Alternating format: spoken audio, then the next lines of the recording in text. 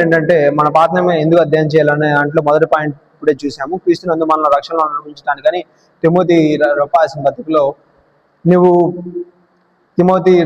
రెండో తిమోతి 3వ అధ్యాయం 15వ వచనంలో చెప్పినట్టుగా నీవు బాల్యం నుండి నేర్చుకున్న దాన్ని అందు నిలకడగా ఉండమని పౌలు తిమోతికి చెప్పడం చూడొచ్చు. తర్వాత లూకాసు 24వ అధ్యాయం 25 వచనం నుండి 27 వరకు మనం ఏం చూస్తామంటే యేసు ప్రభు తిరిగి లేచి ఆరోహణం అయిన తర్వాత మీరు ఎందుకని తిరిగి వాళ్ళలాగా భయంగా వెళుతున్నారు? నేను చెప్పాను కదా నేను మరణించి తిరిగి లేస్తానని 3 సార్లు మీతో చెప్పాను.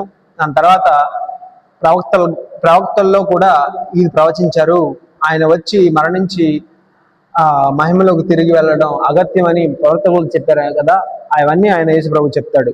తర్వాత లూకాసు 24:45 నుంచి 47లో కూడా అదే విషయాన్ని ఆయన బయలుపరుస్తాడు. తర్వాత రోమిల్ రాసిన పత్రిక 4:23 నుంచి 24లో అది అతన్ని ఎంచబడిందని అతని నిమిత్తం మాత్రమే కాదు, మన ప్రభువైన యేసుక్రీస్తు మృతుల్లో నుండి లేపిన వాని యందు విశ్వాసం ఉంచిన మనకు ఎంచబడినని మన నిమిత్తం కూడా వ్రాయబడను. అది కేవలం యూదులు రక్షణ కోసం కాదు, ఇది సర్వమానవాళి రక్షణ కోసం దేవుడు తీసుకున్న ఈ ప్రణాళికల కేవలం వాళ్ళలో నుంచి వాళ్ళని క్రమపరిచి భద్రపరిచి ప్రేమించిన దేవుడు, వాళ్ళని ప్రేమించడం మొదలుపెట్టిన దేవుడు, అదే ప్రేమ సర్వలోకానికి పంచాలని తీసుకున్న నిర్ణయమే అది. ఈ రోజున మనం మన కుటుంబాన్ని ప్రేమిస్తాం, మన కుటుంబాన్ని ప్రేమించి అదే ప్రేమ ఇతరులకు అంటించాలి. అవి మన ప్రారంభంలో మన తల్లితో ప్రారంభమైన మన ప్రేమ తల్లితో తండ్రితోనూ, ఆ తండ్రి దగ్గర నుంచి మనకు సహాయం చేసిన మన బంధువుల దగ్గర వరకు పాగుతుంది, దాని తర్వాత మన స్నేహితుల దగ్గర దాకా పాగుతుంది, దాని తర్వాత మన ఊరు వరకు పాగుతుంది, తర్వాత మన రాష్ట్రం వరకు మన దేశం వరకు పాగుతుంది. దాని తర్వాత పెద్ద పెద్ద విపత్తులు వచ్చినప్పుడు పక్క దేశాల వాళ్ళకి కూడా మనం ఆశ్రయిస్తాం. అదే ప్రేమ అలా పాగుతా పోతుంది.